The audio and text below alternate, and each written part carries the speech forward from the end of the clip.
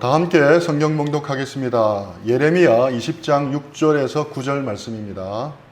바스우라, 너와 내 집에 사는 모든 사람이 포로되어 옮겨지리니 내가 바벨론에 이르러 거기서 죽어 거기 묻힐 것이라. 너와 너의 거짓 예언을 들은 내 모든 친구도 그와 같으리라 하셨느니라.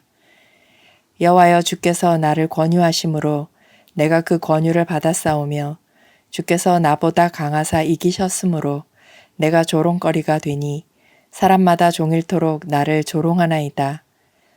내가 말할 때마다 외치며 파멸과 멸망을 선포함으로 여호와의 말씀으로 말미암아 내가 종일토록 치욕과 모욕거리가 됨이니이다. 내가 다시는 여호와를 선포하지 아니하며 그의 이름으로 말하지 아니하리라 하면 나의 마음이 불붙는 것 같아서 골수에 사무치니 답답하여 견딜 수 없나이다. 아멘. 우리는 이번 7월과 8월에 예레미야서를 묵상하게 됩니다.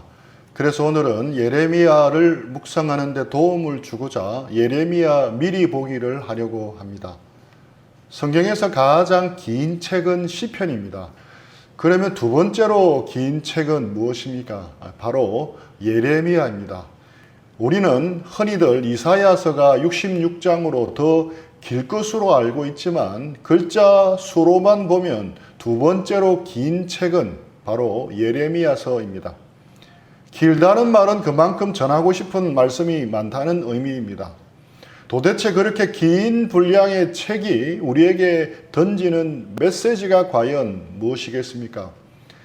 구약 성경은 총 39권으로 크게 세 가지로 구분이 됩니다. 먼저는 역사를 다룬 역사서입니다. 창세기부터 에스더까지 총 17권입니다. 그 다음은 시가서입니다. 욥기부터 아가서까지 총 5권입니다. 말씀대로 성경대로 살았던 사람들의 신앙 고백이 시와 노래로 쓰여져 있습니다. 그 다음이 예언서입니다. 선지서라고도 합니다. 이사야부터 말라기까지 총 17권입니다. 그렇게 해서 구약은 총 39권이 되는 것입니다. 그런데 모든 예언서는 한 가지 공통적인 것이 있습니다. 무엇이겠습니까? 바로 책망입니다. 칭찬이 아니라 책망입니다. 하나님이 예언자를 보내실 때 칭찬하기 위해서가 아니라 책망하기 위해서 보내셨습니다. 언약대로 말씀대로 살지 않았기 때문에 예언자를 보내는 것입니다. 하나님께서는 복은 조용히 풍성히 주시지만 저주를 주시기 전에는 반드시 미리 경고를 하십니다. 말씀대로 언약대로 지금 돌이키지 않으면 저주를 받을 테니 얼른 회개하고 하나님께 돌아오도록 권면하는 것입니다. 그 내용이 바로 예언서 17권입니다. 선지서 혹은 예언서라고 해서 오해하면 안 될 중요한 것은 미래를 점치는 내용이 아니라는 것입니다. 세상에서 말하는 예언과 성경에서 말하는 예언은 의미가 완전히 다릅니다. 노스트라다무스의 예언과도 같이 세상에서 말하는 예언은 먼 미래에 일어날 일을 미리 예견하여 말하는 것입니다. 그래서 미리 옛자를 씁니다. 미리 이야기하는 사람이라는 의미에서 예언자입니다. 하지만 성경에서 말하는 예언은 미리의 뜻이 아니라 맡기다의 의미입니다. 그래서 한자가 완전히 다릅니다. 예상한다, 예비한다 할 때 쓰는 미리 옛자를 쓰지 않고 맡길 옛자를 씁니다. 예금, 예탁, 예치할 때 사용하는 옛자입니다. 예금은 맡길 옛자를 써서 은행에 돈을 맡긴다는 의미입니다. 그러니까 세상에서 말하는 예언자는 미래의 일을 미리 말하는 사람을 의미하고 성경에서 말하는 예언자는 맡겨주신 말씀을 말하는 사람을 의미합니다. 예언자의 전형을 볼 수 있는 인물은 바로 모세입니다. 신명기 5장 5절입니다. 그때에 너희가 불을 두려워하여 산에 오르지 못하므로 내가 여호와와 너희 중간에 서서 여호와의 말씀을 너희에게 전하였노라. 여호와께서 이르시되 모세는 하나님과 이스라엘 백성 중간에 서서 하나님이 자신에게 맡겨주신 말씀을 이스라엘 백성에게 그대로 선포했습니다. 이것이 성경에서 말하는 예언자입니다. 그렇다면 이것이 왜 중요하고 왜 알아야 합니까? 도대체 이것이 우리와 무슨 상관이 있겠습니까? 중요한 상관이 있습니다. 이것을 알아야 성경을 올바로 이해할 수 있습니다. 특히 앞으로 우리가 묵상하게 될 예레미야서를 올바로 이해할 수가 있습니다. 하나님께서 전하라고 맡기신 말씀이기에 1차적으로 당대의 말씀을 듣는 그 사람들에게 적용이 됩니다. 기본적으로 성경에 나오는 예언서는 묵시 부분을 제외하고는 우선적으로 당대, 그 시대와 관련된 말씀입니다. 그래서 예언서, 선지서를 제대로 읽어내려면 당대의 상황과 배경을 이해하는 것이 선행되어야 합니다. 그래서 모든 텍스트는 컨텍스트를 요구한다는 말이 나온 것입니다. 유시민 작가의 책 유럽 도시기행 1 서문에서 이 의미를 잘 표현하고 있습니다. 도시의 건축물과 박물관, 미술관, 길과 공원, 도시의 모든 것은 텍스트일 뿐이다. 컨텍스트는 텍스트를 해석하는 데 필요한 모든 정보를 말한다. 도시의 건축물과 공간은 그것을 만든 사람의 생각과 감정과 욕망, 그들이 처해 있던 환경에 관한 정보를 담고 있다. 도시의 모든 건축물은 텍스트이고 그것을 올바로 이해하려면 그들이 처해 있었던 환경, 즉 컨텍스트를 알아야 한다는 것입니다. 마찬가지로 예레미야서라는 텍스트를 올바로 이해하려면 예레미야서를 둘러싼 컨텍스트를 알아야 한다는 뜻입니다. 그때 상황과 배경을 알아야 한다는 뜻입니다.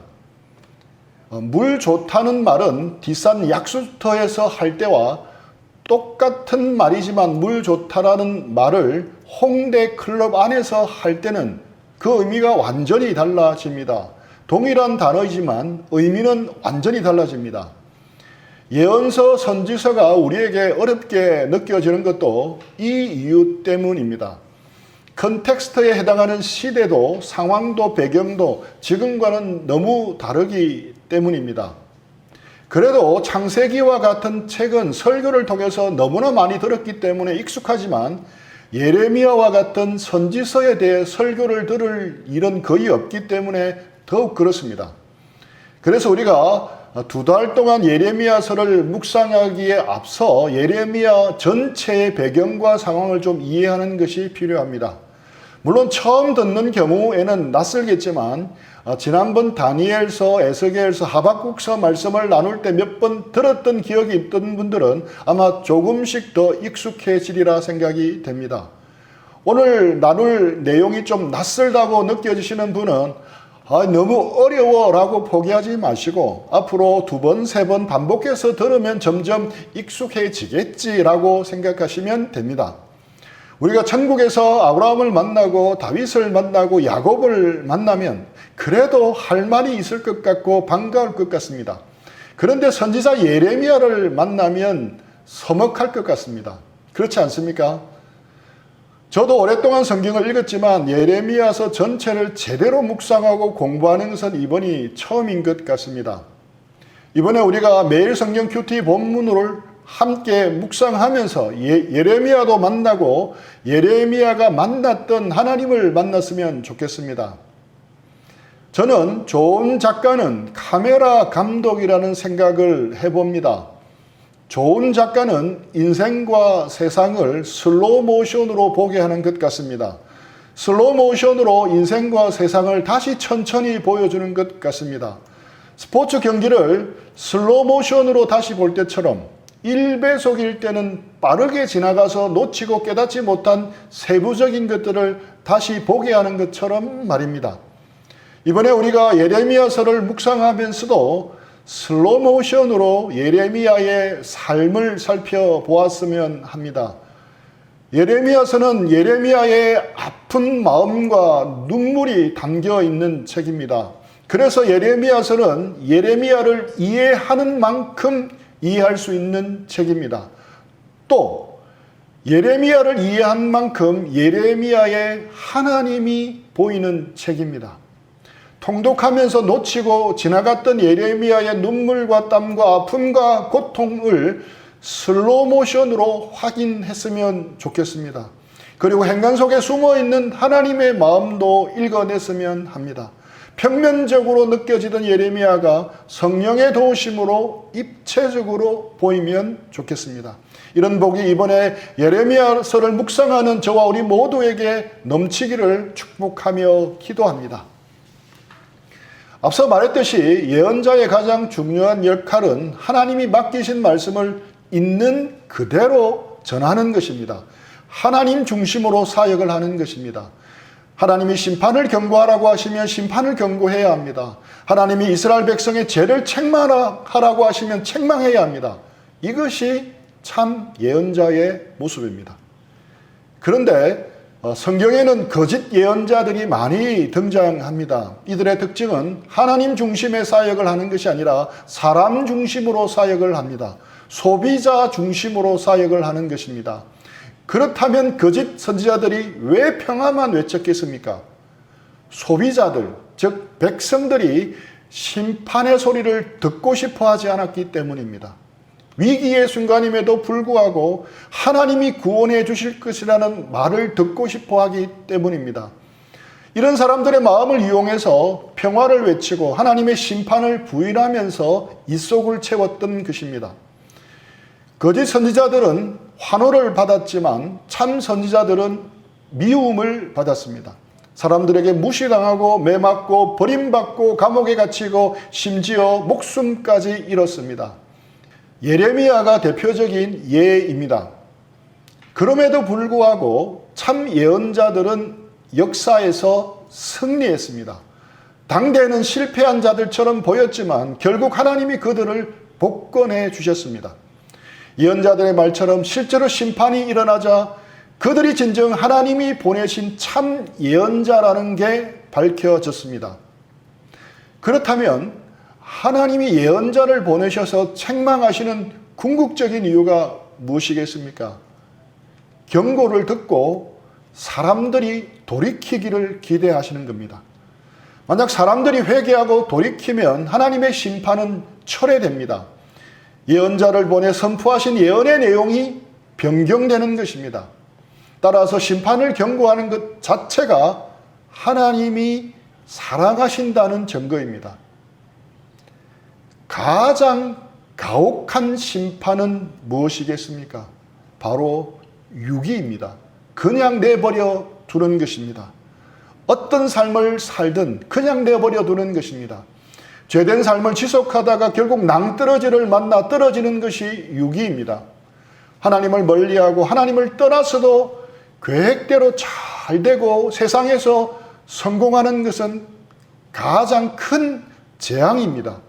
결코 축복이 아니라 재앙입니다. 왜냐하면 돌이킬 기회가 없기 때문입니다. 그래서 유기가 가장 가혹한 심판인 것입니다. 혹 여러분이 하나님을 가까이 하지 않고 대충대충 신앙생활을 해도 모든 것이 잘 되고 있다면 두 가지 가능성이 있습니다. 첫째는 유기입니다. 둘째는 여러분들을 대신해서 여러분들의 부모님, 여러분들의 목사님과 리더들이 혹은 누군가가 여러분을 위해서 대신 간절히 기도하고 있기 때문임을 알아야 합니다. 우리 장모님도 매일 새벽 형제 자매들의 이름까지 기억하시면서 기도해주고 계십니다. 그래서 혹 여러분이 현재 형통하다면, 일이 잘 풀린다면 자기 힘으로 했다고 자랑하지 말고 분명 은혜임을 알아야 합니다. 하나님은 우리가 죄된 길을 질주할 때도 결코 우리를 내버려 두지 않으십니다. 우리가 돌이키기를 기대하고 예언자를 보내십니다. 그런 점에서 예언자는 심판의 메신저인 동시에 구원의 메신저입니다. 이제 예언자 예레미야가 처한 상황을 집중해서 보겠습니다. 이사야부터 말라기까지가 예언서입니다. 쭉 이어져 연결되지만 결코 시대 순으로 배열된 것이 아닙니다. 분량에 따라 대선지서, 소선지서로 나눈 것뿐입니다. 공통 분모가 있다면 이스라엘 백성의 죄를 책망하고 심판을 경고하는 것입니다. 그러다 보니 그 내용들도 비슷비슷해 보이고 같은 이야기가 반복되는 것처럼 보입니다. 하지만 예언자들이 외쳤던 메시지의 내용은 항상 똑같지 않습니다. 쭉 이어져 나오지만 시대도 달랐습니다. 이사야 다음에 예레미야가 나오는데 같은 시대가 아닙니다. 100년 정도의 시간 차이가 있습니다. 예레미야가 요즘 시대 활동했던 선지자라고 친다면 이사야는 1900년대 초반 일제강점기 때 활동했던 선지자인 셈입니다. 이렇게 시대를 따라 다양한 예언자들이 등장하지만 예언서가 쭉 붙어 있기 때문에 매번 같은 이야기를 하는 것처럼 느껴집니다. 하지만 세부적으로 들어가면 다른 시대, 다른 메시지입니다. 그래서 예언자들의 사역을 제대로 이해하려면 그들이 사역했던 시대에 대한 이해가 필수적입니다. 이스라엘 역사를 보면 솔로몬 왕 이후 북이스라엘과 남유다로 나라가 나뉩니다. 그러다가 북이스라엘이 먼저 멸망합니다. 어느 나라에 의해서 멸망합니까? 아수르 제국입니다. 언제 멸망합니까? BC 722년에 멸망합니다. 그로부터 136년 뒤 남유다가 BC 586년에 멸망합니다. 저는 기억하기에 좋게 586 세대 남유다가 멸망했다라고 외웁니다. 이때는 아수르 제국이 아니라 어느 나라에 의해서 멸망합니까?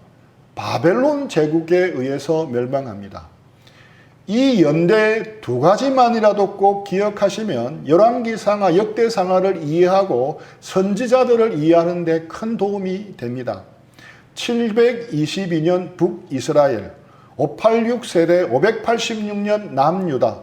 북이스라엘은 아수르에 의해, 남유다는 바벨론에 의해 멸망한다. 이것만 기억해 두시면 좋겠습니다. 한 번에 못 외워도 괜찮습니다. 자꾸 들으면 저절로 외워집니다. 북이스라엘이 멸망하기 전 하나님은 엘리야, 엘리사, 호세아, 아모스, 요나 등을 보내서 경고하시고 회개하라고 간절히 말씀합니다. 하지만 안타깝게도 이 선지자들이 피를 토하며 선포해도 북이스라엘의 왕도, 관료도, 귀족도, 백성도 어느 누구도 꿈쩍하지도 않습니다. 그 결과 북이스라엘은 BC 722년 아수르에 의해 멸망합니다. 북이스라엘이 멸망하자 남유다에서는 미가와 이사야 선지자가 똑같은 메시지를 선포합니다.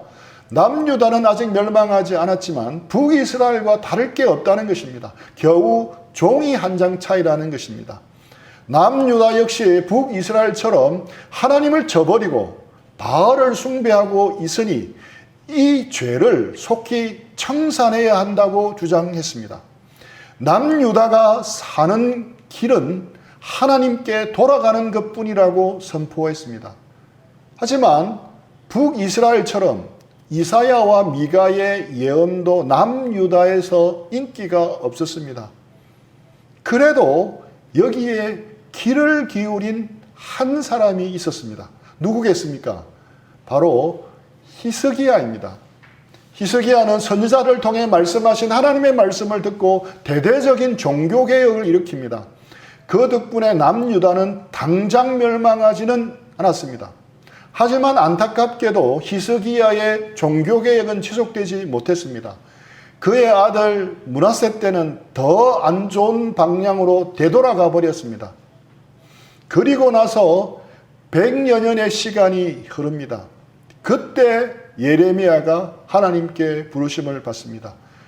이때는 북이스라엘을 멸망시킨 아수르 제국이 쇠퇴하고 신흥강국 바벨론 제국이 급부상할 때였습니다. 예레미야는 수술 무용론을 주장합니다. 암세포가 너무 퍼져서 수술할 기회는 이미 지나갔다라고 말합니다. 이제는 무조건 하나님의 심판을 받아야 한다고 선포합니다. 싸우지도 말고 무조건 바벨론에 항복하라고 말씀합니다. 하지만 예레미야의 메시지는 여기서 끝나지 않습니다. 심판이 끝이 아니라고 말합니다. 지금은 하나님의 심판을 받아 나라가 멸망하고 바벨론에 포로 잡혀가지만 이 심판을 통해 정결하게 된다면 다시 기회가 주어지리라고 말씀합니다. 그러니 지금 죽음 같은 심판을 받아들이고 심판을 받는 동안 갱신하자고 외친 것입니다. 바벨론에게 무조건 항복하자는 이 주장은 남유다 백성에게는 매국노의 메시지로 들렸습니다. 그래서 예레미야는 예언자 중에 가장 많은 고난을 당하고 가장 힘겨운 세월을 보냈던 것입니다. 그래서 예레미야는 눈물의 예언자라고 불립니다. 그 이유는 단지 그가 예루살렘과 남유다의 멸망을 슬퍼해서만이 아니라 40년 동안 사역하면서 끊임없이 투옥당하고 미움받으며 처절한 고통을 당했기 때문입니다. 하나님의 말씀을 맡은 이런 예레미야를 보면서 우리는 우리 자신을 돌아보아야 합니다. 우리의 신앙의 중심은 누구입니까? 예레미야처럼 하나님입니까? 세상이 모두 예스라고 외쳐도 하나님이 노라고 하시면 노라고 외칠 수 있습니까? 세상이 모두 노, 그렇게 하면 안 돼 라고 외쳐도 하나님이 예스라고 하시면 예스, 아멘이라고 외칠 수 있겠습니까? 혹 내 구미에 맞는 말만 좋아하고 선별적으로 취하지는 않습니까? 우리 중심이 하나님입니까? 우리 중심이 하나님의 말씀입니까? 아니면 거짓 예언자들처럼 세상이고 자기 자신입니까? 대표적인 경우가 오늘 본문에 나오는 바스울입니다. 많은 그리스도인들이 거짓 예언자들처럼 바스울처럼 신앙의 중심이 삶의 중심이 세상입니다. 자기 자신입니다. 모든 것을 결정하는 기준이 I, my, me, mine입니다. 지금 여러분 자신을 한번 돌아보십시오. 어떻게 시간을 사용하고 있는지 한번 돌아보십시오. 어떻게 물질을 사용하고 있는지 돌아보십시오. 어떻게 재능을 사용하고 있는지 한번 돌아보십시오. 그 결정과 판단하는 기준에 과연 하나님이 있습니까? 어떻게 하는 것이 하나님이 원하시는 걸까? 어떻게 하는 것이 하나님을 기쁘시게 하는 것일까?